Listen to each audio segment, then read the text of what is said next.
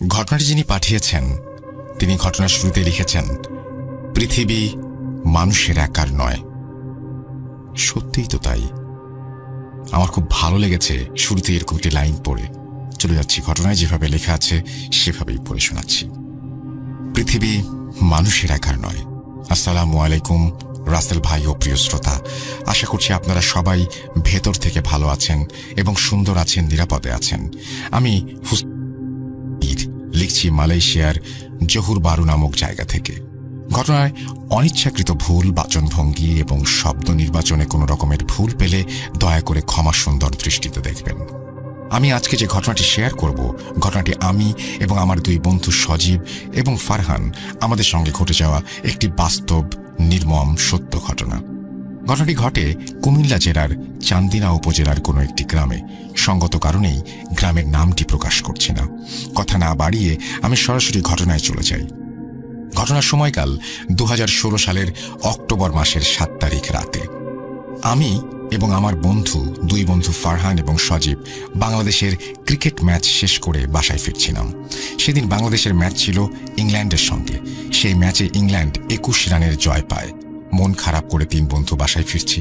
বলে রাখা ভালো, আমরা আমাদের বাসা থেকে মোটামুটি 20 থেকে 25 মিনিট দূরত্বে স্থানীয় বাজারের বড় স্ক্রিনে খেলা দেখার সুযোগ থাকায় সিদ্ধান্ত নেই আজ বাজারে খেলা দেখব। যেই ভাবা সেই কাজ।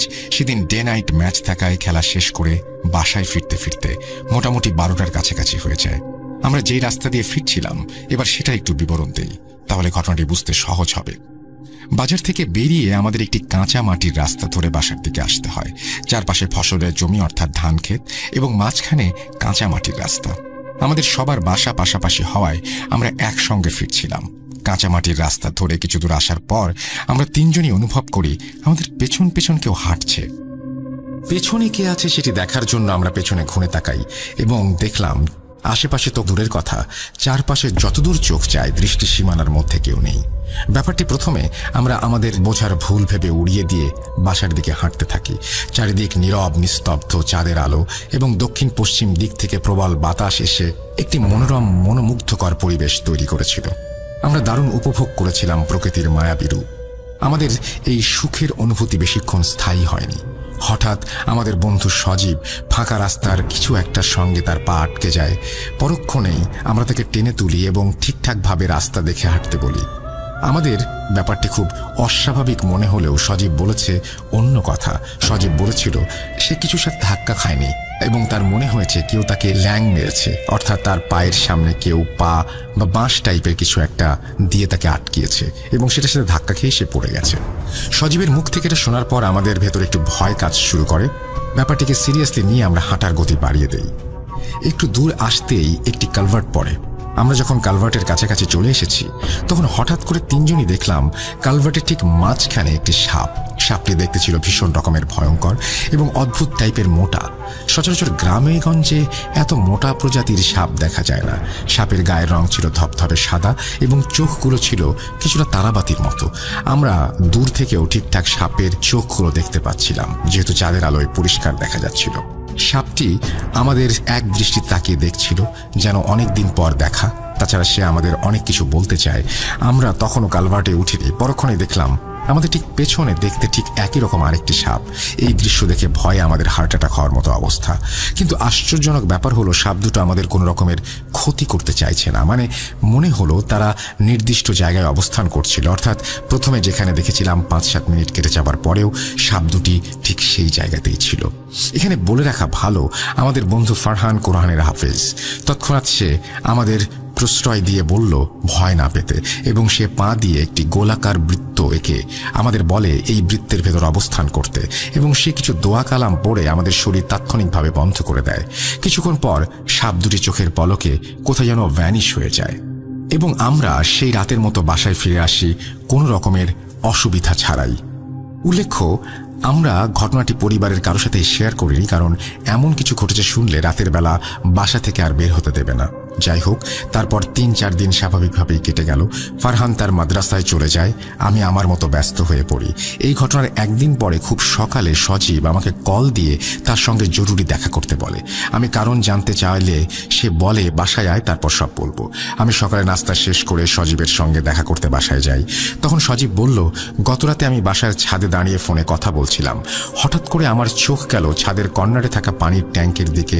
আবছা আলোয় একটা অবয়বের মতো কিছু দেখার ভুল ভেবে আমি সেদিকে খেয়াল করলাম না।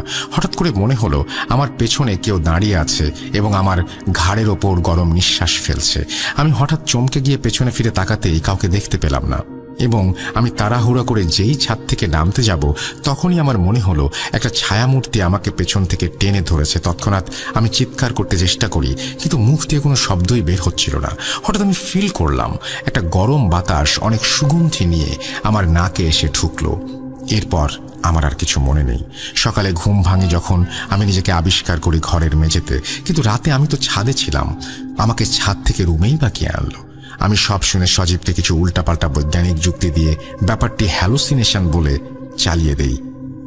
প্রিয় লিসনার্স, কি মনে হচ্ছে ঘটনাটি এখানেই শেষ? একদম না, আমরা কেবলমাত্র ঘটনার মাঝামাঝি আছি। শুনুন তারপর। এর পরদিন মাঝরাতে সজীব তার রুমে ঘুমিয়েছিল। হঠাৎ তার রুমে কারো পায়চারির শব্দে তার ঘুম ভেঙে যায় এবং ঘুম ভাঙার পর সে যা দেখল সেটা দেখার জন্য সে মোটেও প্রস্তুত ছিল না। সে দেখল তার সামনে গতকাল রাতে ছাদে দেখা অবয়বটি হাতে একটি সাদা সাপ নিয়ে দাঁড়িয়ে আছে এবং ফিসফিস করে কিছু একটা তাকে বলতে চাইছে, তাকে আহ্বান করছে তার সঙ্গে যাবার জন্য। এবং সেই আহ্বান জানিয়ে অবয়বটি যখনই সজীবের দিকে এগিয়ে আসতে শুরু করলো তখনই প্রচণ্ড ভয়ে সজীব জোরে চিৎকার দিয়ে জ্ঞান হারায় এবং সকালে ঘুম ভেঙে সে তাকে আবিষ্কার করে তার বিছানার আশেপাশে তার পরিবারের সবাই তাকে ঘিরে রয়েছে। সজীবের জ্ঞান ফিরলে তার পরিবারের মানুষ তাকে গতরাতে চিৎকার করার কারণ জানতে চায় এবং সে কেন এরকম করেছে, জ্ঞান হারিয়ে ফেলেছিল কেন, এসব জানতে চায়। তখন সজীব তার সঙ্গে ঘটে যাওয়া সবকিছু তার পরিবারের মানুষদের সঙ্গে শেয়ার করে। সবকিছু শুনে সজীবের বাবা অর্থাৎ আঙ্কেল সজীবকে রাতে ছাদে গিয়ে কথা বলার জন্য অনেক বকাবকি করেন। সজীবের বর্ণনা মতে অবয়বটি ছিল একটি মেয়েটি ছিল দেখতে ভীষণ সুন্দরী। তার উচ্চতা ছিল কমপক্ষে 9 থেকে 10 ফুট এবং চোখগুলো ছিল ঝলমলে। সে আরও বলে সে জীবনে কখনো এত সুন্দর মেয়ে দেখেনি। এরপর প্রতিদিন রাতেই কিছু না কিছু ঘটছিল তার জীবনে। সজীবের অবস্থা যখন চরম অবনতির পর্যায়ে তখন আঙ্কেল স্থানীয় মসজিদের ইমাম সাহেবের সঙ্গে পরামর্শ করে ইমাম সাহেব সজীবকে একটি তাবিজ আর কিছু বিভিন্ন রঙের সুতা পরিয়ে দেয় এবং সেগুলো সবসময় পরে থাকতে বলেন। হুজুরের তাবিজ আর সুতা পরার পর থেকে সজীবের অবস্থা আরও খারাপের দিকে যেতে থাকে। সেদিন রাতে অবয়বটি আবারও সজীবের রুমে আসে এবং সেদিন সজীবের রুমে তার বাবা অর্থাৎ আঙ্কেলও ঘুমিয়েছিলেন। যেহেতু সজীব রাতের বেলা একা থাকলে হঠাৎ চিৎকার করে উঠত। অবয়বটি এসে দূর থেকে সজীবকে উদ্দেশ্য করে বলে যে সে যা করছে তাতে কোনো কিছুই লাভ হবে না এবং সে তাকে আবারও আহ্বান জানায় তার সঙ্গে চলে আসতে বলে এবং এক সময়ে সে ঘরের কোনো একটা ছোট্ট ফুটো দিয়ে বের হয়ে চলে যায়। এসব কিছু চোখের সামনে ঘুরতে দেখে আঙ্কেল নিজেও দেখতে পান এবং ভয় পান এবং আল্লাহকে ডাকতে ডাকতে রাতটা কাটিয়ে দেন। সকাল হলেই 2-3 গ্রাম পরে একজন বিখ্যাত কবিরাজের কাছে যান তারা এবং ঘটনাটি খুলে বলেন। সব ঘটনা খুলে বলার পর কবিরাজ কিছুক্ষণ সময় নিয়ে সজীবের পরিবারকে জানায় সজীবকে একটি মেয়ে জিন আসর করেছে এবং জিনটি চায় সজীবকে নিয়ে যেতে। এখন এর চেয়ে বেশি কিছু বলা সম্ভব নয়, বলছেন কবিরাজ। কবিরাজের মুখে সব শুনে সজীব এবং তার পরিবার এই সমস্যা থেকে বের হয়ে আসার উপায় জানতে চায়। তখন কবিরাজ বলে আমার একদিন সময় লাগবে, এরপরই আমি সঠিক চিকিৎসা সম্পর্কে বলতে পারবো। এটা বলে সজীবের পরিবারকে আশ্বস্ত করে সেই কবিরাজ এবং সেই সঙ্গে সজীবকে 2টো তাবিজ দেয় কবিরাজ। বলে সজীবের গলায় পড়তে হবে এই তাবিজ, অপরটি তাদের বাসায় বাইরে দরজার সামনে 7 হাত মাটির নিচে পুঁতে রাখতে হবে। এতে করে সেই জিনটি চাইলেও সজীবের কোনো ক্ষতি করতে পারবে না। আর 1 গ্লাস পানিতে কিছু গাছের ছাল বাকল ভিজিয়ে কিছু দোয়া পড়ে সেই পানিটি সকাল বিকাল সজীবকে পান করতে বলে। সেদিনের মতো সজীব তাদের পরিবার থেকে বিদায় নিয়ে চলে যায়। আগামীকাল সন্ধ্যার পরে আসতে বলেন কবিরাজ। সজীব বাসায় চলে যায়, কবিরাজের কথা মতো সব ঠিকঠাক মতো করে। সেদিন আর কোনো সমস্যা হয়নি। এর পরের দিন সন্ধ্যায় সজীব এবং সজীবের পরিবার কবিরাজের কাছে আসে সমস্যার সমাধান জানতে চাইলে কবিরাজ বলেন কিছুদিন আগে সন্ধ্যার পর সজীব ক্রিকেট খেলা শেষ করে যখন প্রাইমারি স্কুলের পেছনের রাস্তা দিয়ে তার বন্ধুদের সঙ্গে আসছিল তখন পাশেই একটি পুরনো আম গাছে সজীব একটি পাখিকে উদ্দেশ্য করে ঢিল ছুঁড়ে। রাসেল ভাই, এখানে বলে রাখা ভালো, আমাদের গ্রামের একদম শেষের দিকে উল্লেখিত প্রাইমারি স্কুলটি অবস্থিত। স্কুলের পেছনে যতদূর চোখ যায় শুধুই ফসলি মাঠ, অর্থাৎ ধান ক্ষেত। তাই সেদিকটায় কেউ কোনো জরুরি কাজ ছাড়া যায় না। যাই হোক, বলছেন কবিরাজ, সজীব যেই পাখিটিকে উদ্দেশ্য করে ঢিল ছোড়ে, এটি কোনো পাখি ছিল না, এটি ছিল একটি মেয়ে জিন। সজীব জিনটিকে পাখি ভেবে ঢিল ছোড়ার কারণে জিনটি ক্ষিপ্ত হয়ে তার ক্ষতি করতে শুরু করে। সুযোগ বুঝে কালভার্টের ওপর থেকে ঘিরে ধরে এবং পরক্ষণেই জিনটির সজীবকে ভীষণ ভালো লেগে যায় এবং জিনটি এখন সজীবের ক্ষতি না করে সজীবকে সঙ্গে করে নিয়ে যেতে চায়। ঘটনাটি যেভাবে এগোচ্ছে তাই বলার সুযোগ পায়নি আমার বন্ধু সজীব ছিল মারাত্মক সুদর্শন একজন যুবক। এটাই ছিল মূলত সজীবের সঙ্গে ঘটে যাওয়া সকল সমস্যার কারণ। এখানে একটা কথা লিসেনারদের মনে করিয়ে দিতে চাই। মনে আছে ঘটনার শুরুতে আমাদের 3 জনের পথ রোধ করে রেখেছিল 3টি সাপ। সাপগুলো মূলত সাপ ছিল না, কবিরাজের ভাষ্য মতে এগুলো ছিল মেয়ে জিন। এবং সেদিন জিন দুটি কেন আমাদের কোনো ক্ষতি করেনি সেটাও কবিরাজের কথায় পরিষ্কার হলো। যেহেতু সেদিন আঙ্কেল এবং সজীবের সঙ্গে আমিও কবিরাজের বাসায় যাই, তাই আমি কবিরাজকে উদ্দেশ্য করে জানতে চাইলাম এইসব কেন সজীবের সঙ্গেই ঘটেছে, কিংবা আমাদের সাথে বা আমার তৃতীয় বন্ধু ফরহানের সাথে কেন কিছু হলো না। সেদিন সজীবের সঙ্গে ঘটনাস্থলে আমরাও তো উপস্থিত ছিলাম। আমার প্রশ্ন শুনে কবিরাজ বললেন, জিনটি টার্গেট করেছে কেবলমাত্র সজীবকে, আমি কিংবা আমার বন্ধু ফরহান না। তাই সমস্যাগুলো শুধু সজীব একাই ফেস করছে। আমরা সেদিন কেবলমাত্র সঙ্গে ছিলাম, তাই আমরাও দেখেছি সাপ দুটিকে। যাই হোক, আবারও ঘটনায় ফিরি। কবিরাজের কাছ থেকে সবকিছু শোনার পর সজীবের পরিবার এই সমস্যা থেকে মুক্তির উপায় জানতে চায়। কবিরাজ বলেন, আগামী শনিবার সন্ধ্যার পরে সজীবের ওপর থেকে জিন ছাড়ানোর প্রক্রিয়া শুরু করবেন। তার আগে কবিরাজের প্রস্তুতির জন্য কিছু সময় লাগবে বলে জানান। এখন শুধু অপেক্ষা আগামী শনিবার। এদিকে সজীবের সঙ্গে অতি প্রাকৃতিক তেমন আর কিছু ঘটেনি। সজীব আস্তে ধীরে উন্মাদের মতো হয়ে যেতে শুরু করে। ঠিকঠাক খাবার খেত না, গোসল করতো না। হঠাৎ বলে উঠত, মা বাবা ও আসছে, আমাকে নিয়ে যাবে, সে আমার জন্য অপেক্ষা করছে, আমাকে নিয়ে যাবে। যাই হোক, এভাবে 2 দিন কেটে যায়। সন্ধ্যার পরে একটা ভ্যানে করে কবিরাজের বাড়িতে পৌঁছাই আমরা। রাস্তায় আমাদের সঙ্গে ছোট্ট ছোট্ট অনেক কিছু ঘটেছে, সেগুলো সময় স্বল্পতার কারণে আর শেয়ার করলাম না। রাত 8টার দিকে কবিরাজ তার আসনে বসেন এবং তার সহযোগীকে দিয়ে জিন হাজির করানোর সব ধরনের কাজ সম্পন্ন করেন। এরপর শুরু হলো জিন হাজির করার প্রক্রিয়া। কবিরাজ তার সামনে কিছু মোমবাতি, আগরবাতি এবং ধূপ জ্বালিয়ে একটি ত্রিভুজ আকৃতির কিছু এঁকে তার মাঝখানে কিছু উপকরণ সামগ্রী রেখে সজীবকে সামনে বসিয়ে মন্ত্র বা দোয়া টাইপ কিছু একটা পড়তে থাকেন। 15-20 মিনিট পর কবিরাজ এক সহযোগীর সরিয়ে সেই মেয়ে জিনটিকে ভর করান এবং কবিরাজকে সে লম্বা করে সালাম দেয়। কবিরাজ সালামের জবাব নিয়ে উপস্থিত সবাই এবং কবিরাজকে অনুসরণ করে সালামের উত্তর দেই আমরাও। তারপর কবিরাজ জিনটিকে জিজ্ঞেস করেন, তোর নাম কি আর কেন এই ছেলেটাকে কষ্ট দিচ্ছিস? জিনটি তখন বলতে শুরু করে কিভাবে সে সজীবের গায়ে ভর করেছে এবং কেন সে সেটিও বলে। তখন কবিরাজ বলে, তুই এক্ষুনি ওকে ছেড়ে চলে যাবি আর কখনো ওর ক্ষতি করবি না। এই কথা শোনার পর জিনটি বলে, এটি অসম্ভব, কারণ সজীবকে সে একাই পছন্দ করেনি, তার বাবা অর্থাৎ জিনটির বাবাও পছন্দ করেছে এবং তার বাবা তাদের বিয়ের সব ধরনের আয়োজন করছে, তাই সে সজীবকে নিয়ে যাবে। এই কথা শুনে কবিরাজ রেগে মেগে ধমকের সুরে বলে, তোর নাম কি, তোর বয়স কত? তখন জিনটি বলে, আমার বয়স 170 বছর এবং তার নাম নাকি সুফিয়া। তখন কবিরাজ বলেন, শোন সুফিয়া, তুই যদি সজীবকে ছেড়ে না যাস তাহলে আমি তোকে এক্ষুনি আমার পালিত জিন আহমদকে দিয়ে কাঁচের বোতলে বন্দি করে নদীতে ফেলে দেব। তুই কোনটি চাস? ভালোই ভালোই চলে যাবি নাকি আমাকে বাধ্য করবি তোকে বন্দি করতে? এখানে বলে রাখি, কবিরাজ কিছু জিন পালন করতেন, তাদের মধ্যে সবচেয়ে শক্তিশালী জিনটির নাম আহমদ। এই জিনটি কবিরাজ তার গুরুর কাছ থেকে উপহার পান। কবিরাজের কাছ থেকে এমন কথা শুনে মেয়ে জিনটি অর্থাৎ সুফিয়া কিছুক্ষণ চুপ করে থাকে। তারপর হঠাৎ করে সে বলে সে ছেড়ে যাবে, তবে কিছু শর্ত আছে, সেগুলো পূরণ করতে হবে। তখন কবিরাজ বলে, কি শর্ত বল? সুফিয়া বলে, সে চলে যাবে, তবে সে মাঝে মধ্যে সজীবের সঙ্গে দেখা করতে আসবে এবং যখন তার ইচ্ছে পূরণ হয়ে যাবে তারপর থেকে সে আর আসবে না, তবে দেখা করতে আসলেও সে সজীবের কোনো ক্ষতি করবে না, এই প্রতিশ্রুতি দেয়। এরপর কবিরাজ তাকে হজরত সুলাইমান আলাইহিসসালামের নামে কসম কাটান। এরপর জিনটি আবার লম্বা সালাম দিয়ে বিদায় নেয়। এরপর 1 মাসের মধ্যে সজীব আস্তে ধীরে সুস্থ হতে থাকে এবং একটা সময় স্বাভাবিক জীবনে ফিরে আসে। তার ভেতর মাঝে মধ্যে সুফিয়া সজীবের সঙ্গে দেখা করতে আসতো। সজীব টের পেত, কিন্তু তার আর কোনো সমস্যা হয়নি। প্রিয় লিসেনার্স, এখানে আপনাদের প্রশ্ন থাকতে পারে, জিনটি এত সহজেই কেন ছেড়ে গেল? মূলত সজীবের পরিবার যে কবিরাজের শরণাপন্ন হয়েছিলেন সেই কবিরাজ তার এক চোখ বলি দিয়ে কিছু শক্তিশালী জিনকে তার বশে নিয়ে আসেন এবং সেই কবিরাজ উল্টোকরণ জাদুসহ কবিরাজি জগতের অনেক কিছুই করতে পারতেন। উল্টোকরণ জাদু হলো কেউ যদি কাউকে কালো জাদু করে সেই কবিরাজ কালো জাদুটাকে উল্টিয়ে যে করেছিল তার উপরেই ফেলতে পারতেন।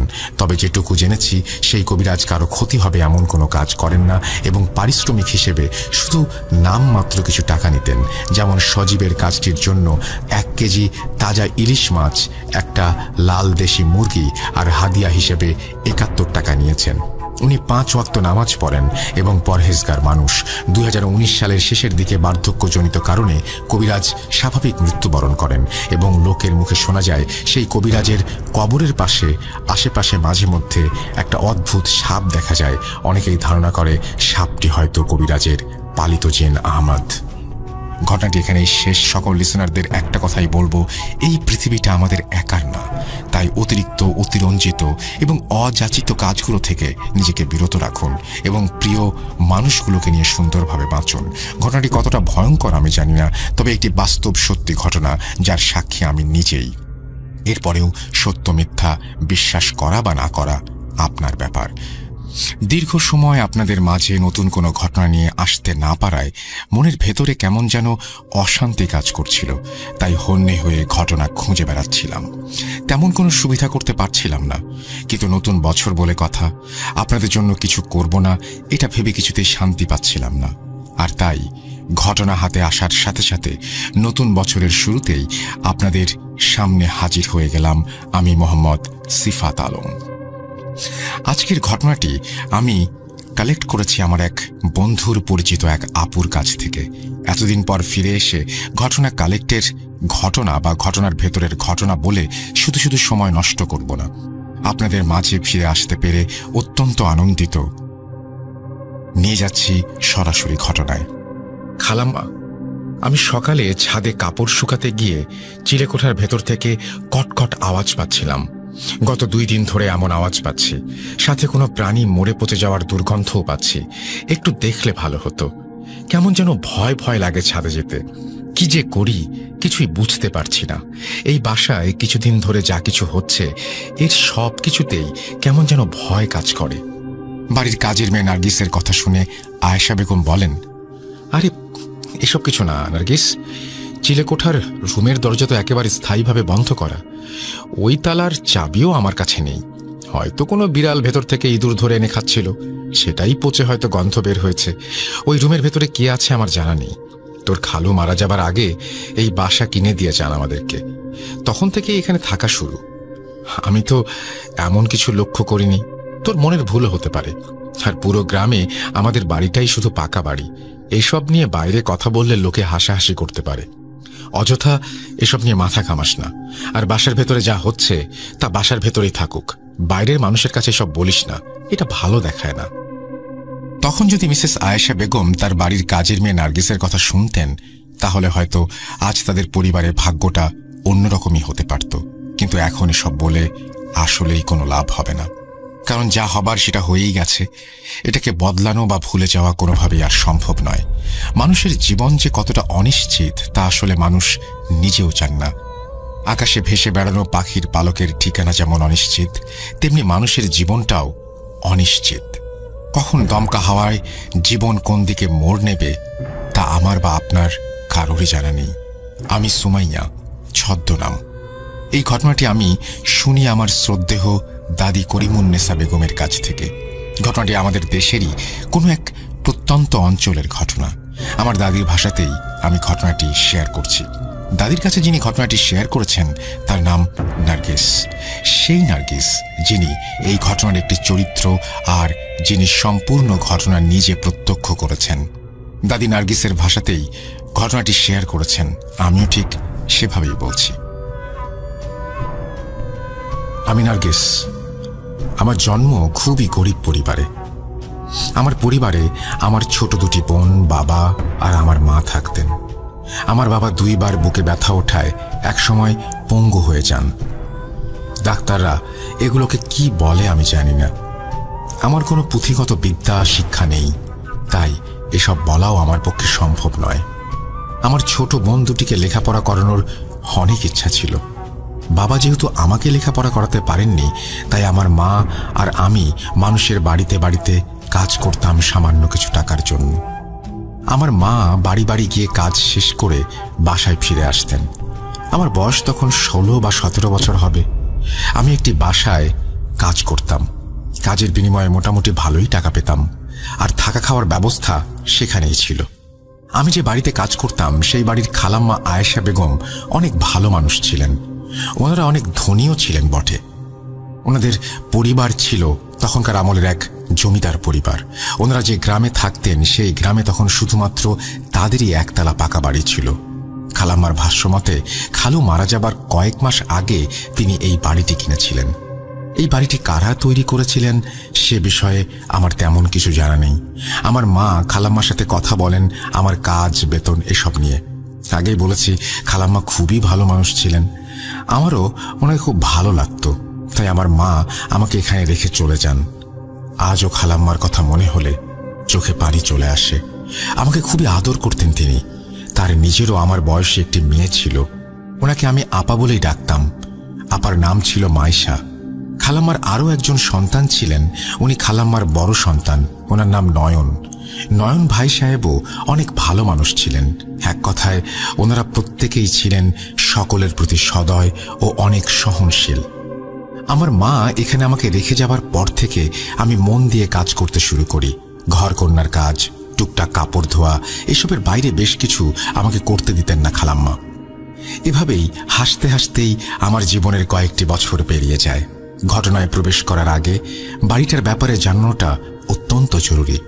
আমাদের অর্থাৎ খালাম্মাদের বাড়িটা ছিল একতলা বাড়ি। বাড়ির ওপরে মোটামুটি আকারের একটি চিরকোঠা রুম। বাড়িতে রুম ছিল 4টা। এক রুমে আমি আর খালাম্মা থাকতাম, একটায় মায়েশা আপা আর একটায় নয়ন ভাই সাহেব থাকতেন, আর অন্য রুমটা ফাঁকা থাকত।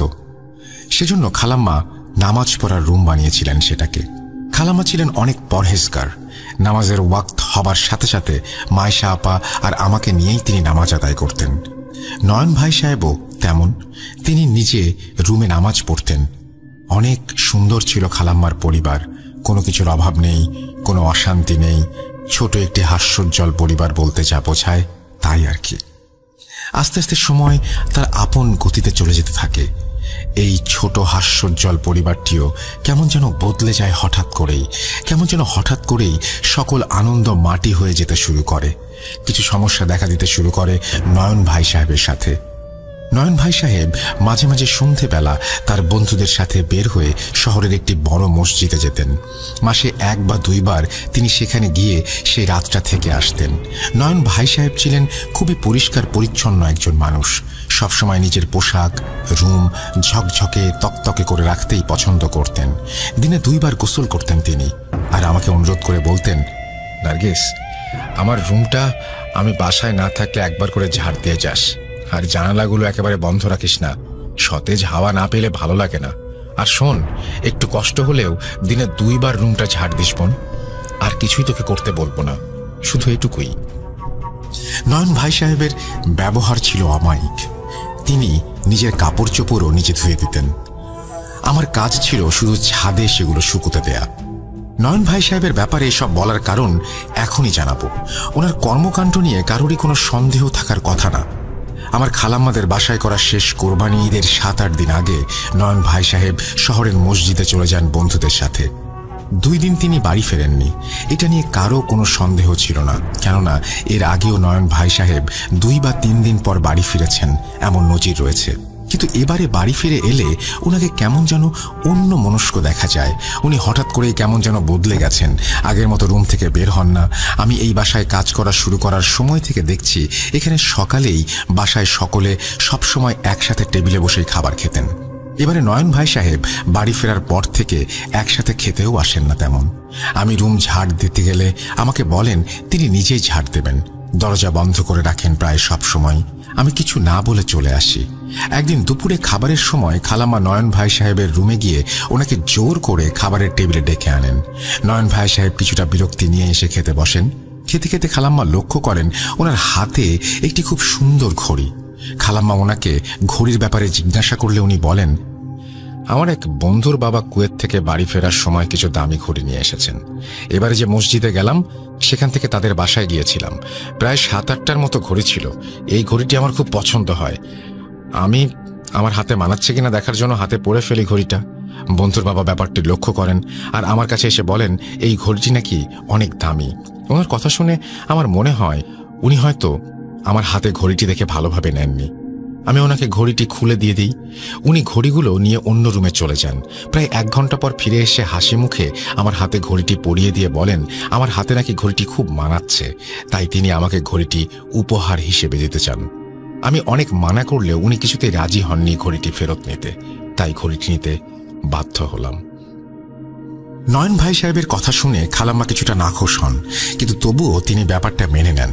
নয়ন ভাই সাহেব যেদিন বাসায় ফিরে আসেন সেদিন থেকে একটা আজব ঘটনা ঘটতে শুরু করে। শুরুতে আমরা ভেবেছিলাম হয়তো আমাদের মনের ভুল, কিন্তু পরে আর মনের ভুল ভাবতে পারিনি। ঘটনাটি কিছুটা অদ্ভুত ছিল। প্রায় প্রতিদিনই আমি আর খালাম্মা যে রুমে থাকতাম সেই রুমের জানালায় অনেক রাতে 2 বার ঠক ঠক আওয়াজ হতো।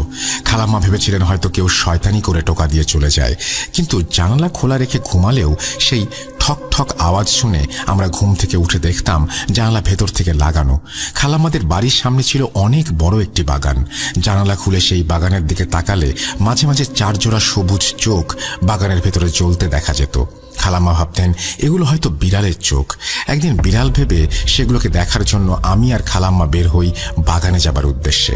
বাগানে গিয়ে দেখি সেখানে আর কিছুই নেই। যখন আমরা এসব দেখে ঘরে ফেরার জন্য ঘরের দিকে তাকাই তখন যা দেখি তা দেখে আমাদের নিজেদের চোখকে আমরা নিজেরা বিশ্বাস করতে পারছিলাম না। আমরা দেখি আশেপাশের বাড়িঘর সব দেখা যাচ্ছে ঠিকই, কিন্তু আমাদের বাড়িটা একেবারে কুয়াশায় আচ্ছন্ন। মনে হবে একরাশ কুয়াশা শুধুমাত্র আমাদের বাড়িটাকে এমনভাবে ঢেকে রেখেছে যেন বাড়িটা একেবারে লোকচক্ষুর আড়াল হয়ে গেছে। খালাম্মা কিছুটা চিন্তিত হয়ে পড়েন। এসব নিয়ে উনি আমার সঙ্গে তেমন কোনো কথা বলেননি, হয়তো আমি ভয় পাবো ভেবেই বলেননি। এর পরের দিন আমি মাঝরাতে ঘুম থেকে উঠে দেখি খালাম্মা রুমে নেই। জানালাও খোলা দেখে বাগানের দিকে তাকিয়ে দেখি খালাম্মা বাগানে দাঁড়ানো।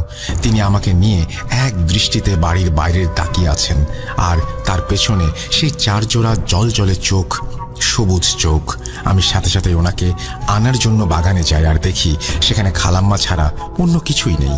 ফেরার সময় আজও দেখি আমাদের বাড়িটা ভয়ঙ্কর কুয়াশায় আচ্ছন্ন। পরপর কয়েকদিন আমরা একই জিনিস লক্ষ্য করি। কয়েকদিন পর সকালে খাবার সময় খালাম্মা নয়ন ভাই সাহেবের কাছে ঘটনাগুলো বলেন। খালাম্মা খুবই উদ্বিগ্ন ছিলেন জন্য তিনি নয়ন ভাই সাহেবকে শহরের মসজিদ থেকে একজন হুজুর নিয়ে আসতে বলেন।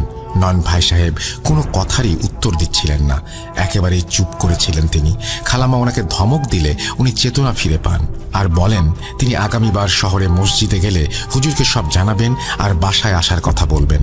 নয়ন ভাই সাহেব পরবর্তীতে শহরের মসজিদে গিয়ে হুজুরকে সব খুলে বলেন, কিন্তু হুজুর ব্যস্ত থাকায় তিনি তখন আসতে পারেননি। এর মাঝে জানালা ঠক ঠক, বাগানে চলতে থাকা চোখ, কুয়াশায় মোড়ানো বাড়ি এসব চলমান ছিল। এভাবেই কেটে যেতে থাকে।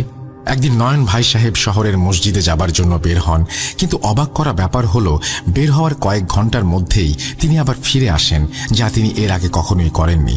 ওনার জামায় লেগেছিল দুর্গন্ধযুক্ত ময়লা। বাড়ি এসে তিনি নিজের রুমে চলে যান এক দৌড় দিয়ে। খালাম্মা কি হয়েছে জিজ্ঞাসা করাতেও উনি কোনো জবাব দেননি। উনি রুমে গিয়ে গোসল করেছেন ভেবে খালাম্মা আমাকে একটু দেরি করে খাবার দিতে বলেন। আমিও খালাম্মার কথা মতো একটু দেরিতেই টেবিলে খাবার সাজানো শুরু করি। খাবার সাজিয়ে আমি খালাম্মা আর মাইশা আপাকে ডাকি। ওনারা আমার ডাক শুনে টেবিলে চলে আসেন। নয়ন ভাই সাহেব না আসায় আমাকে পাঠানো হয় ওনাকে ডেকে নিয়ে আসার জন্য। তার রুমের সামনে গিয়ে আমি খাবারের জন্য ডাকতেই তিনি বিদ্যুতের বেগে বের হয়ে আসেন আর চোখের পলকেই খাবার টেবিলে চলে যান। তার পোশাকে তখনও ময়লা লেগেছিল। খালাম্মা ওনাকে ধমক দেন এমন অবস্থা দেখে, কিন্তু নয়ন ভাই সাহেব যেন কোনো হুঁশেই নেই। তিনি টেবিল থেকে খাবার নিয়ে পাগলের মতো খেতে শুরু করেন। খাবার তার পোশাকের এখানে সেখানে লেগে যাচ্ছে, তবুও তিনি সেসবের তোয়াক্কা না করে নিজের মতো খেয়েই চলেছেন। খাওয়া শেষ করে তিনি হাত না ধুয়েই রুমে গিয়ে আবার দরজা আটকে দেন। নয়ন ভাই সাহেবের এমন আচরণ দেখে আমি সহ খালাম্মা ও মাইশা আপা আমরা 3 জনই খুব ভয় পাই যে নয়ন ভাই সাহেব এত পরিষ্কার পরিচ্ছন্ন, তার পোশাকে ময়লা আর এভাবে খাচ্ছেন, এটাও দেখতে হবে এবং তা আবার বিশ্বাসও করতে হবে। এটা মেনে নিতে সত্যিই আমাদের খুব কষ্ট হচ্ছিল। খালাম্মাও অনেক চিন্তায় পড়ে যান। আমরা নয়ন ভাই সাহেবের রুমে গিয়ে দরজায় কড়া নাড়ি। দরজা খোলাই ছিল, হয়তো তিনি পরে দরজা খুলে দিয়েছিলেন। আমরা রুমে গিয়ে দেখি তিনি ঘুমাচ্ছেন। খালাম্মা, মাইশা আপা আর আমি ওনার রুম থেকে এসে খাওয়া দাওয়া শেষ করি। খালাম্মা ভাবেন হয়তো নয়ন ভাই সাহেব অসুস্থ, তাই তিনি গ্রামের এক পরিচিত চাচাকে খবর দেন। চাচা এলে তিনি চাচাকে শহর থেকে ডাক্তার নিয়ে আসতে বলেন। সেই চাচা শহরেই কাজ করতেন, একটি চিনির কারখানায়। চাচা বলেন তিনি রাতে ফেরার পথে ডাক্তার নিয়ে আসবেন। পরের দিন সারাদিন নয়ন ভাই সাহেব ঘুমিয়েই কাটিয়েছেন। এক ওয়াক্ত নামাজও পড়েননি তিনি। ওনার শরীরে ছিল প্রচণ্ড জ্বর। সেদিন রাতে সেই চাচা একজন ডাক্তার নিয়ে আসেন। ডাক্তারকে আমাদের বাড়ি দিয়ে তিনি নিজের বাড়িতে চলে যান। ডাক্তার নয়ন ভাই সাহেবের রুমে এসে ওনাকে দেখেন। দেখা শেষ করে তিনি বলেন, অতিরিক্ত জ্বরের জন্য এমন হয়েছে, চিন্তার কিছু নেই, দ্রুতই ঠিক হয়ে যাবেন তিনি। আমি জ্বর কমার ইঞ্জেকশন দিচ্ছি আর কিছু ওষুধ দিচ্ছি, 3 বেলা খাবার পর এই ওষুধ খাওয়াতে হবে। এই বলে ডাক্তার সাহেব বের হয়ে যাবার সময় লক্ষ্য করেন উনি নিজের ব্যাগ নয়ন ভাই সাহেবের রুমেই রেখে এসেছেন। খালাম্মা আমাকে ব্যাগ আনতে পাঠালে আমি ওনার রুমে গিয়ে দেখি তিনি উল্টো হয়ে হাতের ওপর ভর করে দাঁড়িয়ে আমার দিকে তাকিয়ে হাসছেন, আর ওনার চোখ একেবারে লাল। এই দেখে আমি চিৎকার দিয়ে জ্ঞান হারাই। জ্ঞান ফিরে এলে খালাম্মাকে সব খুলে বলি। খালাম্মা আমাকে অনেক বোঝান আর বলেন ওনারা নয়ন ভাই সাহেবের রুমে গিয়ে দেখেন তিনি নাকি একইভাবে ঘুমাচ্ছিলেন। তিনি বারবার আমাকে বোঝান এটা মনের ভুল, কিন্তু আমি কিছুতেই রাজি নই এটা মেনে নিতে। তবুও নিজেকে সামলে নেই। সেদিন আমাকে খালাম্মা আরাম করতে বলেন। আমি ঠিক আছি এই বলে খালাম্মাকে আশ্বস্ত করে উঠে ঘর ঝাড় দিতে শুরু করি। নয়ন ভাই সাহেবের রুমে ভয় নিয়ে ঢুকে দেখি তিনি ঘুমাচ্ছেন আর রুমের এক কোণায় ডাক্তারের ব্যাগ। আমি ব্যাগ দেখে খালাম্মাকে জিজ্ঞেস করি, খালাম্মা, ডাক্তার সাহেব তো ব্যাগ নেন নাই? আপনি না আমাকে ব্যাগ আনতে বললেন, পরে আমি অজ্ঞান হয়ে গেলাম, এরপর উনি কি আমাকে দেখেননি? ব্যাগটাই বা নিয়ে যাননি কেন? খালাম্মা বলেন, তোর চিৎকার শুনে আমি আর মাইশা নয়নের রুমের সামনে এসে তোকে অজ্ঞান অবস্থায় পাই। পরে তোকে মাইশা রুমে নিয়ে যাই। মাইশা ডাক্তারকে ডাকার জন্য গিয়ে দেখে তিনি নেই। পরে নয়নের রুমে গিয়ে দেখি ওনার ব্যাগ ওইভাবেই রাখা। উনি ব্যাগ না নিয়েই চলে গেছেন, হয়তো তারা ছিল। খালাম্মার কথা শুনে আমি বেশ অবাকই হই। খালাম্মা যে অবাক হননি তা না, খালাম্মা যেই চাচা ডাক্তারকে এনেছিলেন তাকে দিয়ে সেই ব্যাগ পাঠিয়ে দেন। কিন্তু সেই চাচা ফিরে এসে বলেন ডাক্তার নাকি নয়ন ভাই সাহেবকে দেখে আসার পর থেকে আর আসেননি। একটা মানুষ হঠাৎ করেই লাপাত্তা হয়ে যাবার কোনো কারণ আমরা খুঁজে পাচ্ছিলাম না। এদিকে নয়ন ভাই সাহেবের অবস্থার কিছুটা উন্নতি হয়। ওনার রুম পরিষ্কার করে ওনার ময়লা পোশাক ধুয়ে দিয়ে আমি ছাদে চলে যাই কাপড় শুকাতে দেবার জন্য। আজ বেশ কয়েকদিন যাবৎ চিলেকোঠার ভেতর থেকে কটকট কটকট শব্দ ভেসে আসছে, আর সাথে পচা দুর্গন্ধ। খালাম্মাকে জানাই আমি। খালাম্মা বলেন হয়তো ইঁদুর মরে পড়ে আছে আর কটকট শব্দ বিড়ালের হতে পারে, হয়তো ইঁদুর খাচ্ছে বিড়াল। এইভাবে দিন চলে যাচ্ছিল। নয়ন ভাই সাহেব মোটামুটি সুস্থ হলে ঠিক করেন শহরের মসজিদে যাবেন। যেই ভাবা সেই কাজ, তিনি সন্ধ্যায় বের হন মসজিদে যাবার জন্য। প্রতিবার শহরের মসজিদে যাবার আগে নয়ন ভাই সাহেব খালাম্মাকে বলে যান। এবারে ওনাকে এমন কিছু বলতে দেখিনি। উনি তৈরি হলেন আর নিজের মতো বের হয়ে গেলেন। ওনাকে কেমন যেন অন্য মনস্ক দেখাচ্ছিল, হয়তো মনে মনে কিছু ভাবছিলেন যা তাকে ভেতর থেকে বিব্রত করে তুলছিল। আমি অন্য বার উনি চলে গেলে দরজা বন্ধ করে ঘরে চলে যাই, কিন্তু আজ যেন ওনাকে যতদূর চোখ যায় দেখতে খুবই ইচ্ছা করছিল। কিছুদূর যাবার পর মানুষটা ডুবে যাওয়া সূর্যের ন্যায় কোথায় যেন মিলিয়ে গেল। মনে হচ্ছিল যেন সামনে থাকা অন্ধকারে ঝাঁপ দিলেন তিনি, অথবা সামনে থাকা অন্ধকার তাকে নিয়ে টেনে গ্রাস করে ফেলল। এক মনেই দেখছিলাম আমি ওনার মিলিয়ে যাওয়া। হঠাৎ পেছন থেকে খালাম্মার ডাকে চেতনা ফিরে পাই আর দরজা আটকে ঘরে চলে যাই। ভাই সাহেব সর্বোচ্চ 2 বা 3 বারের জন্য শহরের মসজিদে যান সাধারণত।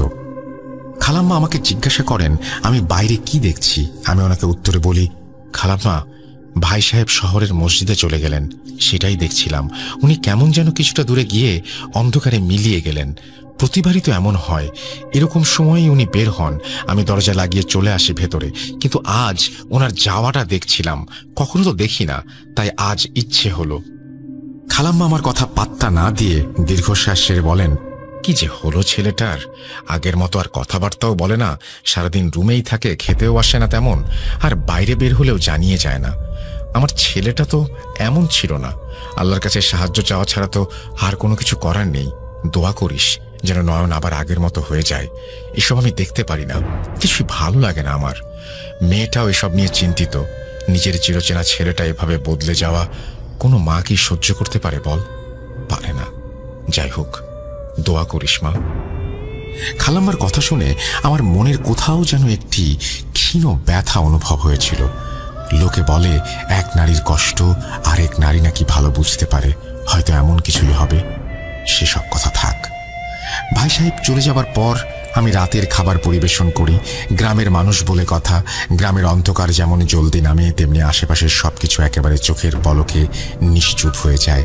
তাড়াতাড়ি খেয়ে অনেকে ইবাদত বন্দেগিতে মশগুল হয়ে পড়েন, নয়তো অনেকে দ্রুত ঘুমিয়ে পড়েন। খাওয়া দাওয়া শেষ করে খালাম্মা আমাকে বলেন তিনি কিছুক্ষণ ঘুমাবেন। ঘুম থেকে উঠে আমাকে আর মাইশা আপাকে নিয়ে তাহাজ্জুদ পড়বেন। আমি যেন ওনাকে ডেকে দেই। খাবার পর আমি ঘর ঝাড় দিয়ে ও থালা বাসন পরিষ্কার করে পবিত্র কোরআন পড়তে শুরু করি, কিন্তু বেশিক্ষণ পড়তে পারিনি। বারবার ছাদে ওঠার সিঁড়ির দিকে চোখ যাচ্ছিল। সিঁড়িটা আমি যে রুমে বসে কোরআন পড়ছি সেখান থেকে দেখা যায়। সেখানে আমি বারবার দেখতে পাচ্ছিলাম 4 জোড়া সবুজ চোখ। তাদের আকার অন্ধকারের জন্য দেখা যাচ্ছিল না। কয়েকবার তাকানোর পর মনে হলো অন্ধকারের মধ্যে তুলনামূলক বেশি অন্ধকার সেখানে। আমি কোরআন পড়ছি আর সেই অন্ধকার যেন ক্রমাগত মুচড়ে মুচড়ে উঠছে। আমি ভয় পাচ্ছি, কিন্তু তবুও কোরআন তেলাওয়াত বন্ধ করছি না। আস্তে আস্তে চোখগুলো আমার দিকে এগিয়ে আসছে।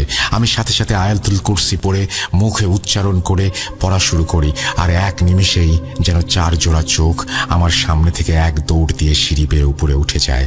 আমি কোরআন তেলাওয়াত বন্ধ করে খালাম্মাকে ডাকি। খালাম্মা আমাকে মনের ভুল ভেবে ভয় পেতে নিষেধ করেন। খালাম্মা উঠে ওযু করতে আসেন। আমি মায়েশা আপাকে ডেকে আনলে আমরা 3 জন একসাথে তাহাজ্জুদ পড়া শুরু করি। সেটাও বেশিক্ষণ হলো না। জানালায় আগের মতো আবার টোকা দিচ্ছে কেউ। জানালা খুলে দেখেই সেই 4 জোড়া চোখ বাইরে বাগানে দেখা যাচ্ছে। খালাম্মা ভয়ে জানালা বন্ধ করে দেন। আমরা একসাথে জায়নামাজের ওপর বসে মহান আল্লাহকে স্মরণ করছিলাম। কিছুক্ষণ পর সব স্বাভাবিক হয়ে যায়। হঠাৎ করে দরজায় আওয়াজ পাই। ভয়ে দরজার সামনে গিয়ে দোয়া দুরুদ পড়ে দরজা খুলে দেখি একজন হুজুর দাঁড়িয়ে আছেন। আমি খালাম্মাকে দেখতে বলি। খালাম্মা এসে উনিকে জিজ্ঞাসা করায় হুজুর বলেন, আমি শহরের মসজিদ থেকে আসছি। নয়ন ভাই এ বাড়ির ঠিকানা দিয়েছিলেন আমাকে। বলেছিলেন কয়েকদিন যাবত নাকি কি সমস্যা হচ্ছে। আর হ্যাঁ, আর একটা কথা, নয়ন ভাই সাহেব অনেক দিন যাবত মসজিদে আসেন না। সমস্যার কথা শুনে আপনাদের বাসায় আসার কথা ছিল আমার, ব্যস্ততার জন্য এতদিন আসা হয়ে ওঠেনি। আর নয়ন ভাইও যেহেতু কোনো খোঁজ খবর নেই, তাই আমিই চলে এলাম ওনার খোঁজ খবর নিতে আর সমস্যাগুলো বোঝার জন্য। খালাম্মা প্রচণ্ড আতঙ্কিত হয়ে পড়েন। উনি হুজুরকে জিজ্ঞাসা করেন, আরে নয়ন তো আজই সন্ধ্যায় মসজিদে গেল, আপনি দেখেননি ওকে? অনেক আগেই তো ওর পৌঁছে যাবার কথা, কোথায় গেল? এই কথা বলে খালাম্মা কাঁদতে শুরু করেন। ওনার কান্না দেখে মাইশা আপাও ভয়ে নিজের কান্না আর চেপে রাখতে পারেননি। হুজুর আর আমি মিলে খালাম্মা আর মাইশা আপাকে শান্ত করার চেষ্টা করি। ওনারা কিছুটা শান্ত হলে হুজুর বলেন, আপনারা এই বাড়ি থেকে একটু বাইরে যান, আশেপাশের লোকজন নিয়ে নয়ন ভাইকে খুঁজুন। আমি ততক্ষণে ঘরে কোনো সমস্যা আছে কিনা দেখছি। চিন্তা করবেন না, আমি আল্লাহর খাস বান্দা, আপনাদের কোনো ক্ষতি করব না। আমার বোঝার জন্য বাড়িটা খালি হওয়া জরুরি।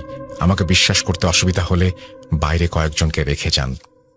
খালাম্মা হুজুরের কথা বিশ্বাস করলেন, তবুও পাশের বাড়ির কয়েকজন চাচাকে বাড়ি দেখার কথা বলেন আর নয়ন ভাই সাহেবের খোঁজ করার জন্য গ্রামবাসীকে অনুরোধ করেন।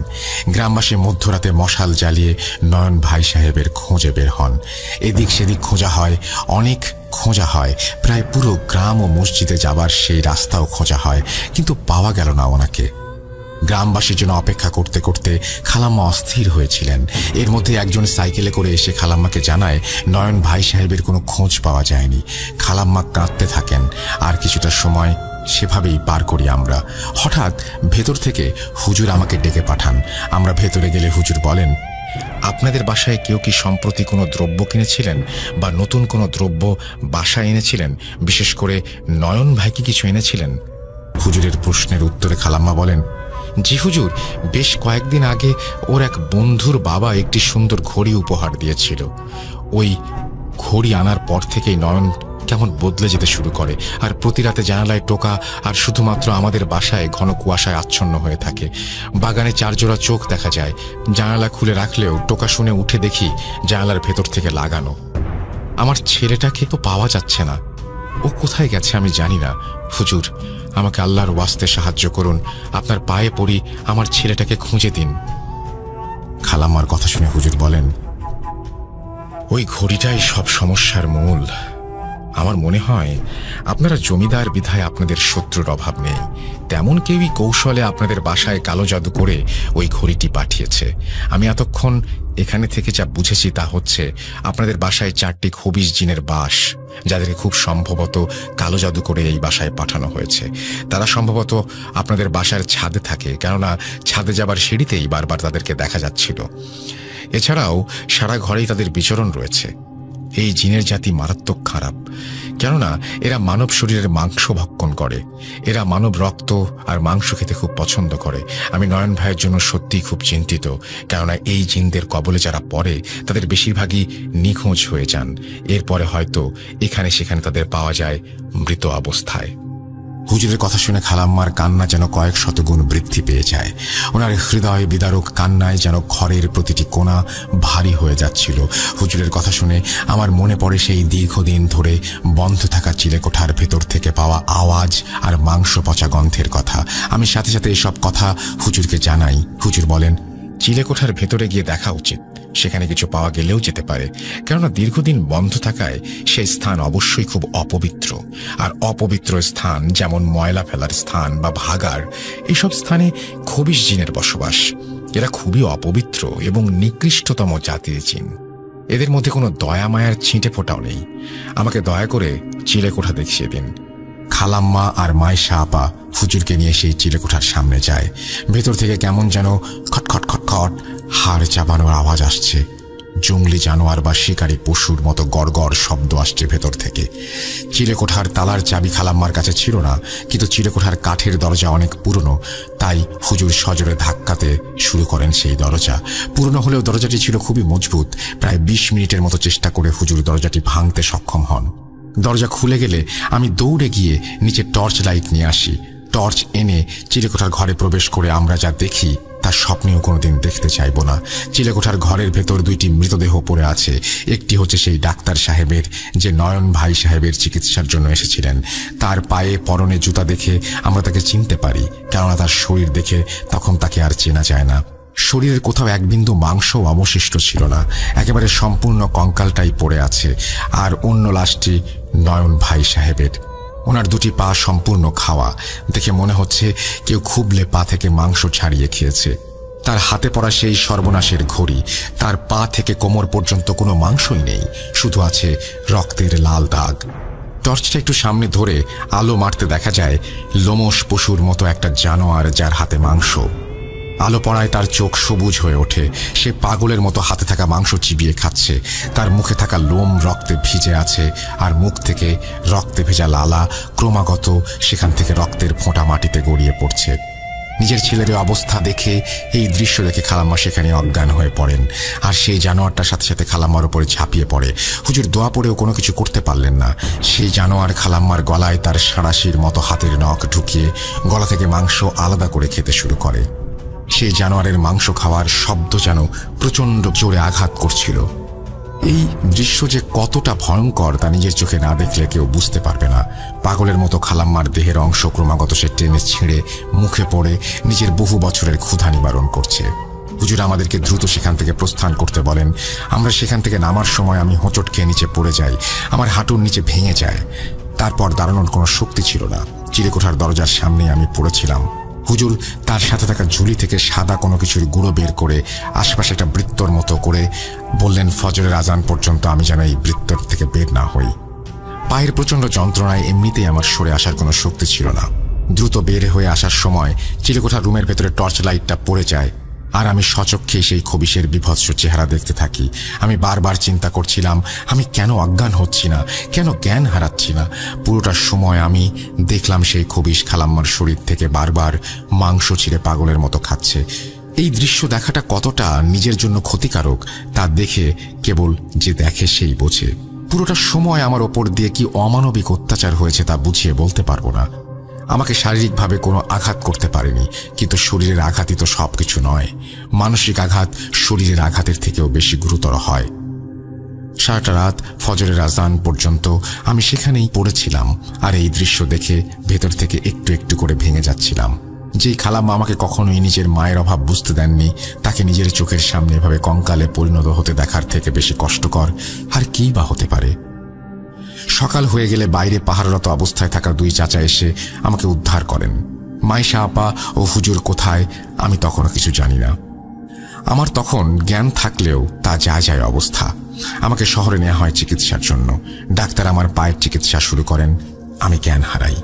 আমার জ্ঞান ফিরে এলে পাহারারত অবস্থায় থাকা একজন চাচাকে আমরা রুমে দেখতে পাই। বাকি ঘটনা ওনার কাছ থেকে শোনা।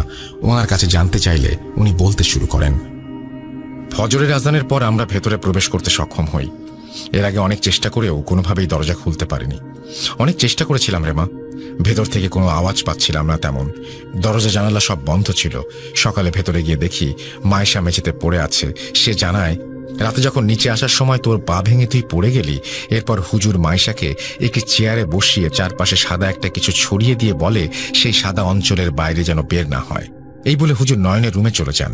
নয়নের রুম থেকে নাকি তখন তোর খালাম্মার কণ্ঠ শুনতে পায় সে। নিজের মায়ের কণ্ঠ শুনে সে আর নিজেকে ধরে রাখতে পারে না, তাই ছুটে চলে যায় সেই রুমের ভেতরে। ভিতরে গিয়ে রুমে জ্বলতে থাকা কুপিবাতির আলো এসে দেখে চিলেকোঠার রুমে থাকা জন্তুর মতো আরও 3টি জন্তু হুজুরের হাত ধরে আছে আর তার হাত থেকে ছিঁড়ে ছিঁড়ে মাংস খাচ্ছে। যন্ত্রণায় হুজুর চিৎকার করছে আর নিজেকে ছাড়ানোর চেষ্টা করছে, কিন্তু কোনো লাভ হলো না।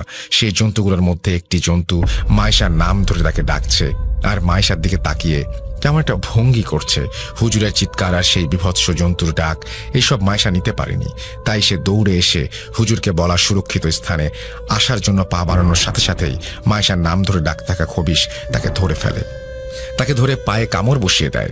মুহূর্তের মধ্যেই তার পায়ের পাতা বিচ্ছিন্ন হয়ে যায়। যন্ত্রণার চিৎকার করতে থাকে সে, কিন্তু কোনো লাভ হয়নি। জন্তুটা মায়েশার হাতের কবজি আর পায়ের পাতা খাওয়ার কিছুক্ষণের মধ্যেই ফজরের আজান শুরু হয়। সাথে সাথে সেই জন্তু 3টি চিৎকার করতে করতে অদৃশ্য হয়ে যায়। মায়েশাকে যখন আমরা দেখতে পাই তখন সে বেঁচে ছিল। হাসপাতালে নিতে নিতে আমাদেরকে সেসব বলেছিল। এখানে আনার পর চিকিৎসক তাকে ব্যান্ডেজ করে আর তাকে 5 ব্যাগ রক্ত দেয়া হয়। এখানে সুচিকিৎসার সমস্যা থাকায় তাকে শহরে পাঠানো হয়। এখন কেমন আছে জানি না। চাচার কথা শুনে আমি এবারে গলা ছেড়ে কাঁদতে শুরু করি। ওনারা নাকি হুজুরের অর্ধ খাওয়া মৃতদেহ উদ্ধার করেন। মুহূর্তের মধ্যেই একটি হাস্যজ্জ্বল পরিবার শেষ হয়ে যায় খবিসের থাবায়। এতটা ভয়াবহ অবস্থার কথা আগে কখনো কেউ শুনেছে কিনা কল্পনাও করিনি, কিন্তু এসব আমাকে নিজের চোখে দেখতে হয়েছে। হসপিটাল থেকে ফিরে মায়েশা আপার খবর নিয়েছিলাম। মায়েশা আপা বেঁচে তো ছিলেন, কিন্তু বেঁচে থেকেও তিনি মৃত। কথা বলার শক্তি হারিয়েছেন তিনি। 1 হাত 1 পা ছিল না ওনার। খবর পেয়েছি কিছুদিন আগে তিনিও নাকি মারা গেছেন। মারা যাওয়ার আগে তিনি পাগল হয়ে গিয়েছিলেন শুনেছি। নিজের হাতের আঙুল নিজেই চিবিয়ে খেয়েছেন তিনি মারা যাবার আগের দিন। আমরা মুসলিমরাই বলি বা অন্য ধর্মের মানুষের কথাই বলি, সকলেই যার যার ঈশ্বরের নাম নিয়ে বলেন আল্লাহ যা করেন ভালোর জন্যই করেন। এই কথাটা যে কতটা সত্য তা আমি ভালোভাবেই বুঝি। সেদিন আমার পা যদি না ভাঙত তাহলে হয়তো আমি আজ এই ঘটনার জন্য বেঁচে নাও থাকতে পারতাম। ভাঙা পা নিয়ে কোথাও যেতে পারেনি জন্য সেই জন্তুটা আমাকে ছুঁতে পারেনি। না ছুঁয়েও সে নিজের হিংস্রতা দেখিয়ে আমাকে ভেতর থেকে বারবার জখম করেছে। আমার খালাম্মা অনেক একজন ভালো মানুষ ছিলেন। ওনাকে হারালাম, বোনের মতো মায়েশা আপাকে হারালাম, আর ভাইয়ের মতো নয়ন ভাই সাহেবকে হারালাম। আমার জীবন আর বেশি বাকি নেই। এই জীবনে কালো জাদু, জিন এসব নিয়ে অনেক কাহিনী শুনেছি। সত্য না মিথ্যা তা ভাবার সাহস হয়নি, কেননা আমি যা দেখেছি তার কাছে সেসব ঘটনা কিছুই মনে হয়নি আমার। কালো জাদু কিছু মানুষ হিংসার বশবর্তী হয়ে হয়তো করে ফেলেন, কিন্তু যাদের ওপর করেন তারা কতটা যন্ত্রণা পায় তাকে সেই হিংসুকেরা বোঝেন। হুজুরের হাত ছিঁড়ে খাবার সময় তো তিনি জীবিত ছিলেন। চিন্তা করতে পারেন মৃত্যুর আগে কতটা যন্ত্রণা তিনি পেয়েছেন। আমাদেরকে বাঁচাতে এসে নিজের জীবন হারালেন, তাও কতটা বিভৎসভাবে। আমি যখনই নামাজে বসি সেই ব্যক্তির ব্যাপারে একটাই কথা বলি, যার জন্য একটি পরিবার মুহূর্তের মধ্যে শেষ হয়ে গেল, আর তা হলো আল্লাহ এদেরকে এর থেকেও বেশি যন্ত্রণাদায়ক মৃত্যু দিন। কতটা চাপা কষ্ট থেকে এই দোয়া করি আমি জানি। এই বলে নার্গিস তার ঘটনাটি শেষ করেন। কালো জাদু কতটা মারাত্মক হতে পারে, হিংসা কতটা ধ্বংস ডেকে আনতে পারে তার প্রমাণ এই ঘটনাটি। জীবনে কঠিন সময় আসবে, এটাই নিয়ম। এই দুনিয়া আমাদের পরীক্ষা কেন্দ্র। তাই যত বাধা বিপত্তি আসুক না কেন, পরিচিত মানুষজন যতটাই উন্নতির শিখরে পৌঁছে যাক না কেন, হিংসার বশবর্তী হয়ে দয়া করে এই কালো জাদুর মাধ্যমে তাদের ক্ষতি করার কথা কেউ চিন্তাও করবেন না। জীবনের মূল্য অনেক বেশি। আমার ঘটনাটি কষ্ট করে এতটা সময় নিয়ে পড়ার জন্য কৃতজ্ঞতা জানাচ্ছি। আর ঘটনা যেটা শুনলেন তাদেরকে মনের ভেতর থেকে অসংখ্য ধন্যবাদ এবং ভালোবাসা জানাতে ভুলবেন না কেমন লাগলো ঘটনাটি। আশা রাখছি এই মাসেই নতুন আরেকটি ঘটনা উপহার দেব। দোয়া করবেন যেন সক্ষম হই। আজ এ পর্যন্তই। তো আমি আজকে যে ঘটনাটি শেয়ার করব সেটা আমার আব্বুর সাথে ঘটে গেছে। তো ঘটনাতে যাওয়ার আগে আমি আমার নাম পরিচয়পত্র দিই। আমার নাম মোহাম্মদ হৃদয় আহমেদ ইয়ামিন। আমি নরসিংদী থেকে বলছি। সো রাসেল ভাই, নরসিংদীর মাধবদী থেকে আমি আমার ঘটনাটি আজকে শেয়ার করছি। স্টুডিওতে এসে ঘটনা শেয়ার করার মতো অপশন আমার কাছে নাই, যেহেতু অনেক কর্মব্যস্ততার মধ্য দিয়ে দিনগুলো পাড়ি দিতে হচ্ছে। তো রাসেল ভাই স্টুডিওতে আসতে না পারাতে ভয়েস মেলটা পাঠাচ্ছি। এমনকি সময় স্বল্পতার কারণে মেলটা আমি টাইপ করতে পারতাম, বাট টাইপ করলাম না, ভয়েস করে পাঠাচ্ছি। তো আমরা তখন রাসেল ভাই নারায়ণগঞ্জ থাকতাম। নারায়ণগঞ্জ থাকাকালীন অবস্থায় আমার আবু একটা অফিসে চাকরি করত। সেই অফিস কেন্দ্রিক আর কি ঘটে যাওয়া ঘটনা কি সংযুক্ত কিছু ঘটনা ছিল, এবং আমরা যেখানে থাকতাম সেই বাসাতেও কিছু ঘটনা আছে। তো ঘটনাগুলো আমার আব্বুর সাথেই ঘটেছে। তো ফার্স্ট অফ অল আমি যদি একসাথেই ঘটনাগুলো বলতে যাই তাহলে যেমনটা হবে আর কি। তো আমার আব্বু একদিন রাতে অফিসে যায়। তো সেদিন নাইট ডিউটি ছিল। তো নাইট ডিউটি করাকালীন অবস্থায় উনি ভোর রাত্রের দিকে একটু চোখে ঘুম জড়িয়ে আসে। যেই মালিকের আন্ডারে চাকরি করতো সেই মালিক খুব ভালো ছিল। তো তাদের একটু রেস্ট করার জন্য একটা সিস্টেম রাখতো। তো সেটা খুব স্বনামধন্য একটা আর কি কার্টুন ফ্যাক্টরি ছিল। সেখানে অনেক প্রকারের মানে সুতার ববিনের কার্টুন আর কি তৈরি করা হতো। তো রাসেল ভাই, আমি যেমন ভাবে আমার আব্বুর কাছ থেকে শুনছি, তো উনি সেই রেস্ট রুমে যায় এবং সেখানে একটু শোয়। তো শোয়ার পর উনি খেয়াল করলেন যে কালো একটা অবয়ব ওনার পাশে এসে শুয়ে পড়ছে। তো জাস্ট শুয়ে পড়ছে। তো উনি ঘুমের মধ্যে থাকা সত্ত্বেও, মানে মাত্র শুয়েছে যেহেতু, তেমন করে আর কি চোখটা লাগেনি।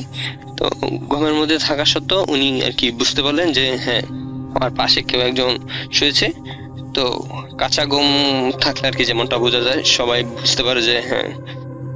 কিছুক্ষণ পর আমার আব্বু যেটা ফিল করলো, লোকটা শোয়া থেকে উঠে আমার আব্বুর দিকে কি তাকিয়ে বসে আছে এরকমটা। তো আমার আব্বু ওই দিকে মুভ করলো, এবং ওইদিকে মুভ করার পর যখন ওইদিকে তাকালো দেখলো কেউ নেই। কিন্তু উনি যেটা ফিল করছিল সেটা স্পষ্ট ছিল রাসেল ভাই। ঘটনাটা এমন যে একজন মানুষ যদি এসে একটা বেডে বসে বা সেখানে একটা কিন্তু মুভমেন্ট আসে, সেখানে বুঝতে পারে অন্য, মানে বেডে থাকা অন্য একজন মানুষ বুঝতে পারে যে হ্যাঁ এখানে কেউ একজন এসেছে। তো তখন উনি সেটা ফিল করার পর কিছু দেখতে না পাওয়াতে ওইখান থেকে উঠে চলে আসে, এবং সেদিনের মতো আর উনি ঘুমায় না সেখানে।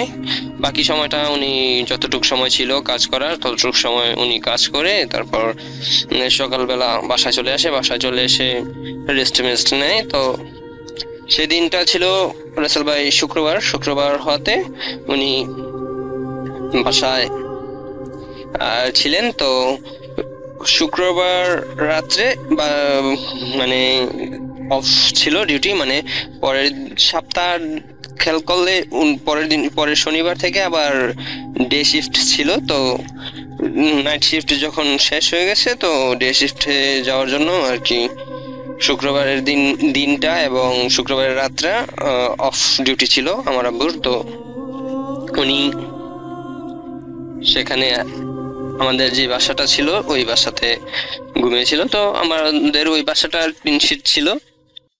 তো টিন শিট থাকা সত্ত্বেও আমি তখন ছোট ছিলাম নাকি, আমি আমার বয়স তখন সম্ভবত এই 6 মাস বা 7 মাস এরকম হবে।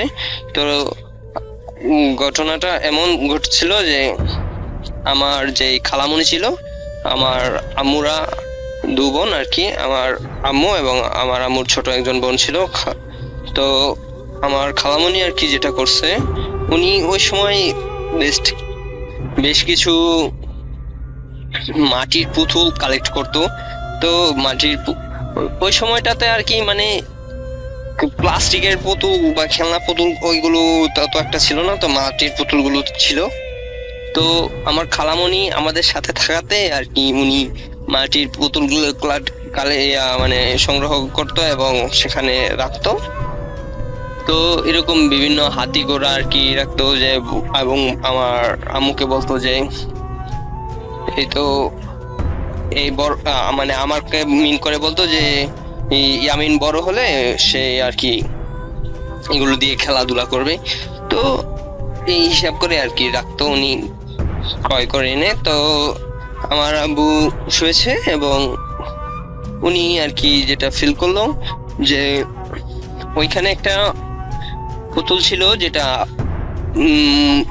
একটা মেয়ে। তো ওই পুতুলটা আর কি রাসেল ভাই ওই পুতুলটা মানে একদম একবারে একজন চলতে ফিরতে পারে এরকম একটা মানুষ যেভাবে মুভমেন্ট করে, ওই পুতুলটা ঠিক ওই রকম ভাবে মানে ওই পুতুলটার ভিতরে যেন একটা জীবন্ত কিছু চলে আসে, যে সেটা মুভমেন্ট করতেছে, হাত পা সবকিছু লড়াতে পারছে এবং চোখ মুখ মানে একজন মানুষ যেভাবে চলতে ফিরতে পারে ঠিক ওই রকম ভাবে। তো রাসেল ভাই যেটা হয় আর কি সেটা হচ্ছে আমার আব্বু দেখলো ওই পুতুলটা হাতে একটা ছুরির মতো নিয়ে আমার আব্বুর দিকে তেড়ে আসছে। তো এক সময় সে পুতুলটা এসে আমার আব্বুর বুকের উপরে উঠে বসে এবং আমার আব্বু ফিল করতে পারে যে বুকের উপরে খুব ভারী কিছু একটা এসে বসেছে। এবং কিছুক্ষণ পর আমার আব্বু আরো খেয়াল করে যে আশপাশ থেকে যে হাতি ঘোড়া গুলো ছিল মাটির তৈরি পুতুলগুলা, ওইগুলো একটু ক্ষিপ্ত মানে রাগান্বিত ভাবে মুভ করে আর কি আমার আব্বুর দিকে তেড়ে আসছে। তো এটা দেখে আমার আব্বু যেটা করে আর কি সজাগ হয়ে যায়, এবং সজাগ হওয়ার পর সবচেয়ে কাকতালীয় ব্যাপার যেটা ছিল রাসেল ভাই, আমি তো অনেক ছোট ছিলাম, আমার কাছে একদমই ইম্পসিবল ব্যাপার। তো আম্মু তো এটা করা সম্ভব না, কেননা আব্বুর বুকের উপরে কেন পুতুল রাখবে। তো যেটা হচ্ছে আর কি যে উনি চোখ মেলে দেখে ওনার বুকের উপরে সেই পুতুলটা, কিন্তু মানে সেটা পুতুলের মতোই আছে কিন্তু সেটা আব্বুর বুকের উপর, এবং উনি চোখ মেলার সাথে সাথে ওনার শরীরটা একদম হালকা হয়ে যায়। তো এই ঘটনাটা ঘটার পর আর কি যেটা হয়, আমার আব্বু খুব ভয় পায় এবং রাগে ওই মাটির যতগুলো পুতুল ছিল সবগুলো ভেঙে ফেলে। এবং পরের দিনের বেলা আর কি তো এই ডিউটিতে যায়। তো যেহেতু শুক্রবার রাতে এই ঘটনাটা ঘটে, তো ঘটাতে আব্বুর রাত্রে ভয়ে বা যে কোনো কারণেই রাতের ঘুমটা বেশ একটা ভালো হয় না। তো উনি বললেন যে যেহেতু রেস্ট নেওয়ার একটা সুযোগ থাকে, তো আমি দুপুরে খাওয়ার পর একটু রেস্ট নেব অফিসেই। তো উনি সেখানে সকালের শিফটে কাজ করার পর যখন দুপুর টাইম লাঞ্চ ব্রেক দেওয়া হয়, তো উনি দুপুরের খাবারটা খেয়ে ওইখানে শুয়ে আর কি যেই রুমটা আছে সেখানে শুয়ে রেস্ট নিচ্ছিল। ওই রেস্ট রুমে যখন রেস্ট নিচ্ছিল তখন এবার যেটা ঘটে আর কি সেটা হচ্ছে উনি খেয়াল করলো যে অনেক উঁচু ছিল ফ্যাক্টরিটা। তো অনেক উঁচু থাকাতে ওই ফ্যাক্টরির উপরে আর কি অ্যাঙ্গেল সিস্টেম ছিল, উপরে ছাদ ছিল না। মানে সম্ভবত দেখবেন আপনি অনেক ফ্যাক্টরির উপরে টিন দিয়ে আর কি যে চালগুলো দেওয়া হয়, তো সেরকমই ছিল। তো ওই লোয়ার অ্যাঙ্গেলে অনেকগুলো কাক বসে আছে এবং সেগুলো অনেক জোরে জোরে চিৎকার করছে। তো আমার আব্বু তখন ঘুমিয়েছিল আর কি। তো এটা উনি স্বপ্নের মতো আর কি ফিল করতে পারছিল। তো একটা সময় যেটা হয় আর কি রাসেল ভাই, আমার আব্বুর ঘুম ভেঙে যায় এবং স্টিল আমার আব্বু তাকিয়ে দেখে সেখানে অনেকগুলো কাক স্টে করছে। মানে উনি ঘুমিয়ে যা দেখছিল, উনি সজাগ হওয়ার পর সেটাই দেখছে যে অনেকগুলো কাক সেখানে রয়ে গেছে। তো একটা সময় উনি দেখছে উনি অনেক নড়াচড়া করতে পারছে না। তো বোবায় ধরলে সম্ভবত রাসেল ভাই আমরা যেটা জানি যে বোবা জিন ধরলে এরকম হয়, মুভ করতে পারে না, কিন্তু বোবা জিনের স্টেপের সাথে এই ঘটনাটা একদম ভিন্ন রকম ছিল যে উনি হাত পা বা শরীরের কোনো বডি পার্ট লাড়াতে পারছিল না বা মুভ করতে পারছিল না, কিন্তু উনি যেটা ঘুমিয়ে দেখছিল সজাগ হওয়ার পর মানে চোখ মেলার পর সেটা সরাসরি বাস্তবিক ভাবে দেখছে। তো একটা সময় উনি ওনার ঠোঁট লড়াতে পারে হালকা হালকা করে এবং উনি আস্তে আস্তে কিছু ছুরা পড়তে থাকে। তো যখনই একটা করে ছুরার আয়াত বা ছুরা পরে শেষ করছিল তখন নাকি একটা একটা করে কাক উড়ে উড়ে চলে যাচ্ছিল। তো একটা সময় ওই কাকগুলো সবগুলো উড়ে চলে যায় এবং আমার আব্বু ফ্রি হয়। তো পুরা শরীর মুভ করতে পারে। তো সেখানে উনি উঠে বসেন এবং সেখান থেকে তাড়াতাড়ি বের হয়ে চলে আসেন। তো এই ঘটনাটা ঘটার পর একদিন মানে এই ঘটনাটা ঘটার পর আর কোনো ঘটনা আমার আব্বুর সাথে তেমন ভাবে ঘটেনি। তো একদিন ওই ফ্যাক্টরির যে দারোয়ান ছিল ওনার সাথে আর কি বিভিন্ন আলাপচারিতা একদিন এই ঘটনাটা বলে বসে আমার আব্বু। তো বলে বসার পর আমার আব্বুকে সেই দারোয়ান যেভাবে আর কি বলছে যে দেখেন, মানে উনি একটু বয়স্ক টাইপের বলেছিল। তো বলছে দেখো ভাতিজা, এটা যা তুমি দেখছো তা তুমি তো খুব বড় বাচ্চা বাঁচছো, মানে এখানে একটা দুষ্টু জিন আছে, সেটা মানে তোমার মনে করো সামনে আগে আসতে পারতো, কিন্তু তারপর যখন এই ফ্যাক্টরিটা দেওয়া হয় আর এই খারাপ ঘটনাগুলো ঘটতে থাকে, তো এখানে মালিক কর্তৃপক্ষ ওই কিছু হুজুরকে ডেকে আনে এবং ডেকে আনার পর সেই জিনটাকে বশ করতে পারে এবং সেটাকে মানে এখানে থাকার অনুমতি দিয়ে, মানে এই জায়গাটা ওর বাসস্থান ছিল, তো এই জায়গায় বাসস্থানের জায়গায় ফ্যাক্টরি তৈরি হয়। তো এখন বলছে যে তুমি এখানে বসবাস করতে পারো, কোনো অসুবিধা নেই, কিন্তু যারা এখানে থাকবে তাদেরকে তুমি কোনো ক্ষতি করবে না। তো এটাই ছিল রাসেল ভাই। তো এই জিনটার চেহারাটা আগে যারা ফেস করেছে তারা দেখছে অনেক ভয়ঙ্কর চেহারা ছিল, কিন্তু আমার আব্বুর সাথে যে ঘটনাটা ঘটেছে রাসেল ভাই সেটা হচ্ছে এই হুজুরেরা যখন এটা কমপ্লিট আটকে রেখে যায় বা ফ্যাক্টরিটা বন্ধ করে দিয়ে যায়, তারপর থেকে আর কি যে আর কি আমার আব্বুর সাথে ঘটনাটা ঘটছে। কিন্তু আমার আব্বু সেই জিনটাকে ফিল করে নাই, কিন্তু ফার্স্ট অফ অল যেই অবয়বটাকে ফিল করেছিল যে কালো একটা শেডো এসে আমার আব্বুর সেই রেস্টরুমের বেডে প্রথমে শুয়ে পড়ে, তারপরে বসে আমার আব্বুর দিকে তাকিয়েছিল, ওইটা আর কি ফিল করছে। কিন্তু আমার আব্বু ওইটা দেখে নাই, কিন্তু যেটা দেখছে আর কি বাসায় আসার পর ওই মূর্তিটাকে দেখছে, মানে পুতুল, যেটা মাটির পুতুল ছিল ওইগুলো, আর সেগুলো মুভ করে মানে আমার আব্বুর কাছে চলে আসছে এবং কাকগুলোকে প্রথমে ঘুমন্ত অবস্থায় দেখছে এবং সেটা যখন চোখ মেললো তারপরে সেগুলোকেও বাস্তবিক অবস্থায় দেখতে পাইছে। তো রাসেল ভাই, ফ্যাক্টরির ভিতরে কাক আসার কোনো ওয়ে ছিল না, মানে চারদিক দিয়ে একদম বন্ধ ছিল, তো পাখি আসাটা একবার ইম্পসিবল ছিল। আর কাক তো মনে করেন রাসেল ভাই বিশেষ করে ফ্যাক্টরির ভিতরে আসাটা সম্ভবই ছিল না।